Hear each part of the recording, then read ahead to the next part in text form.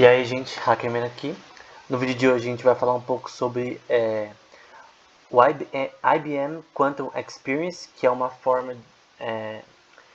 plataforma de você conseguir rodar algoritmos quânticos, né, no computador da IBM, né, e que estão espalhados ao redor do mundo. E você consegue fazer isso de graça, na verdade, pela nuvem na plataforma deles. É uma plataforma totalmente de graça. Então esse que é o melhor, né?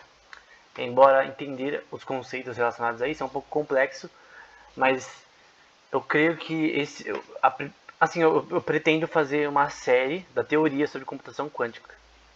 Só que eu ainda estou no processo do curso ainda, eu ainda estou fazendo curso ainda desse assunto. Então quando eu terminar, eu vou dar um tempo também, aí a gente vai aprender a parte da teoria, né? Eu ainda estou no meio do curso. Embora eu já tenha feito alguns outros sobre mecânica quântica, computação quântica é um pouco diferente. Então, o que é o IBM Quantum Experience, né? Então, basicamente é uma das invenções da IBM, invenções gratuitas, né? A IBM tem várias coisas gratuitas relacionadas à segurança da informação, relacionadas à programação, enfim.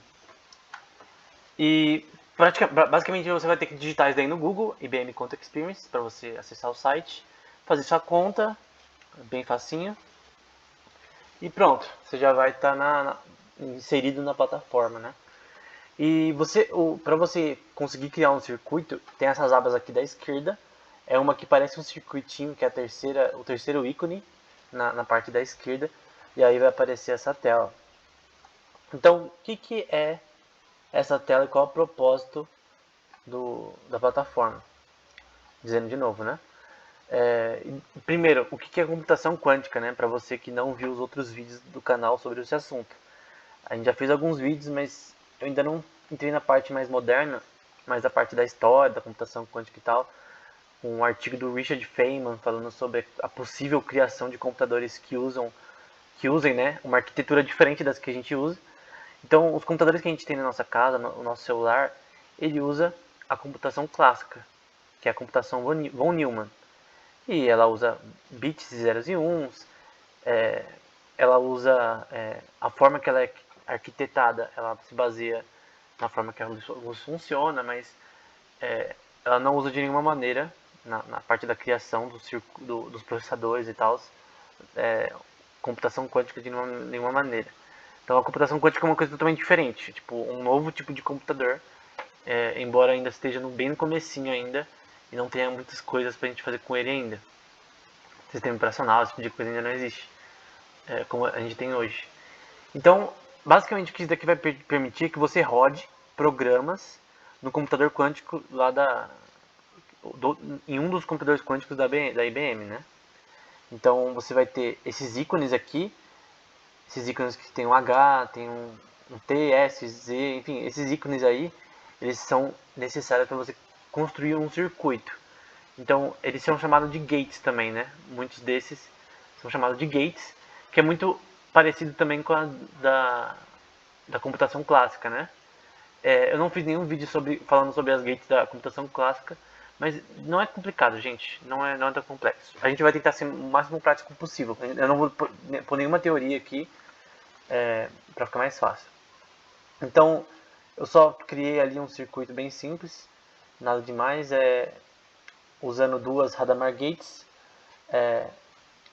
Então, basicamente, esses em vermelhinho, é um vermelho meio laranja, né? É uma Hadamard Gate, é uma gate bem importante. Então, cada gate desse daí, cada íconezinho desse, a maioria deles, né? Alguns não, né? Mas eles vão ter a ver com equações matemáticas relacionadas a essas gates, que já vou mostrar. Tem também a parte de baixo ali, que é as métricas, né? Que vai mostrar os estados relacionados à probabilidade de você conseguir medir os seus qubits. Lembrando que o qubit é a unidade de informação na computação quântica. Então dá para ver esse 000, 001. Por que isso 000, 001? Primeiro, dá para saber que a gente está falando de uma rede de 3 qubits. Então, lembrando que o processamento de um computador quântico ele é medido em qubits. como a gente já viu em outros vídeos. Então esse circuito tem 3 qubits. Como que eu adiciono mais qubits no meu circuito aqui na plataforma? Você vai ter que vir aqui e clicar no mais. Tá vendo que se quiser o Q1, Q2, clicar no mais ali você consegue adicionar mais qubits. Então está dizendo dos estados de probabilidade, né? 0,00001 relacionados a esses qubits, né? E aí vai ter a esfera, né? Essa esfera é muito importante na mecânica quântica, na computação quântica, para definir os estados do sistema. Então aqui é o sistema e está mostrando os estados que o sistema está. Então é basicamente isso. Vai ficar muito mais simples de entender quando a gente vê a teoria por trás disso, que é muito mais complexo na verdade. E da parte da direita, né? Nessa parte da direita aqui está sem, né? Mas se você clicar ali em cima em code, vai aparecer a parte para você editar o código, né? Então você pode ou programar isso daqui arrastando os ícones, ou você pode escrever o código. É óbvio que é muito mais fácil arrastando os ícones, que o código se auto-inscreve quando você põe os iconezinhos. É só você arrastar os ícones e já vai direto. E só para mostrar um exemplo, vamos ver aqui um repositório de algoritmos no GitHub, de um cara chamado Sampaio96, e especificamente o algoritmo de Grover. Então, o algoritmo de Grover foi um dos primeiros, junto com o algoritmo de Shor, o do Deust também, que a gente vai ver mais pra frente também, o algoritmo de Deust, todos relacionados a computações quânticas, né? E basicamente isso daí é o algoritmo de Grover. A gente não vai explicar como ele funciona hoje, até porque é muito complexo, muita matemática envolvida, mas o simples é basicamente isso. Então imagine que a gente quer inicializar um estado no nosso sistema, então é um circuito no nosso computador, né? Então a gente quer fazer um programa aí, um circuito. O algoritmo de Grover, ele vai ser um estado S, né? Que é o estado do sistema, o sistema de estado S, que vai ser 1 sobre a raiz quadrada de n, né? Esse n é o número, ele vai dizer que é interações de Grover, então é o número de iterações que esse sistema vai ter, e isso sobre a soma, né? A soma desse estado em x. E aí vai fazer essa operação, né, matemática, e depois aplicar 2 operadores unitários nesse sistema. Mas enfim. E aí no final vai fazer a métrica, né? Vai medir esse sistema para ver a probabilidade de ser 1. E, basicamente é bem simples, gente. É um algoritmo simples de computação quântica. É simples. Então ele vai inicializar o sistema, os estados do sistema. Ele vai aplicar esses operadores unitários, né? E que a gente vai ter que explicar na teoria. Algumas coisas aqui não tem como explicar agora porque eu tenho que falar a teoria antes, né? Relacionada a esse assunto. A anotação também tem muito a ver com a teoria. E no fim, medir o sistema. Mas na prática, o código dele é esse.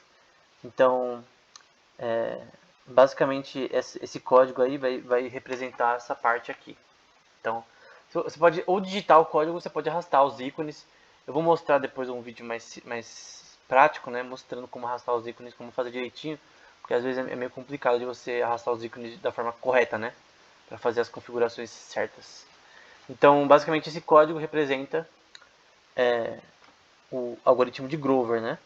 Então, dá para ver aqui algumas propriedades. Esse em vermelho, né, meio laranja, é a Hadamard Gate, que eu já vou explicar. E essa S é Phase Gate. Phase tem a ver com... imagina como é um sistema também de medição de troca dentro do sistema, né? No sentido de trocar os qubits do sistema, a numeração, é mais ou menos isso. Então a Hadamard Gate e a Phase Gate. E esse sinalzinho de mais Quando o sinalzinho de mais ele é sem nenhum tracinho com bolinha, então não é só o sinalzinho de mais, né? A bolinha com mais, é um XOR, né? Que eu já vou também explicar mais pra frente.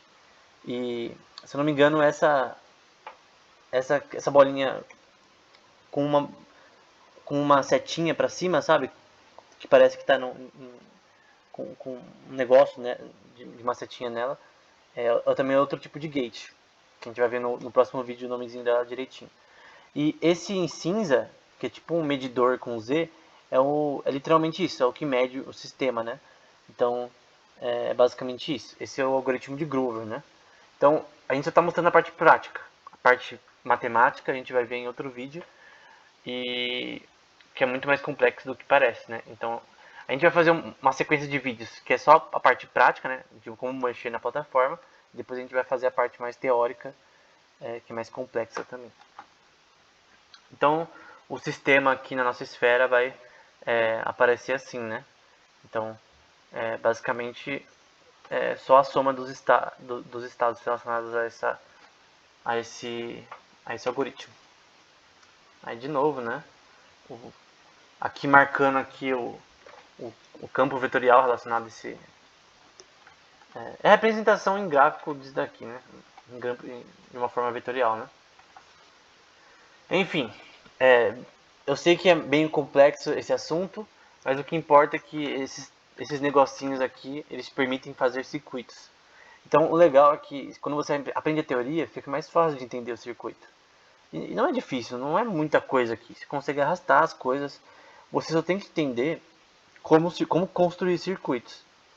E a gente vai ver isso nos próximos vídeos. Tem muita matemática envolvida, mas, sendo sincero, a matemática de computação quântica não é complexa. Ela é muito mais simples do que parece, muito mais, entre aspas, intuitiva do que parece. Ela é bem simples. Espero ter sido útil esse vídeo. Até o próximo sobre computação quântica.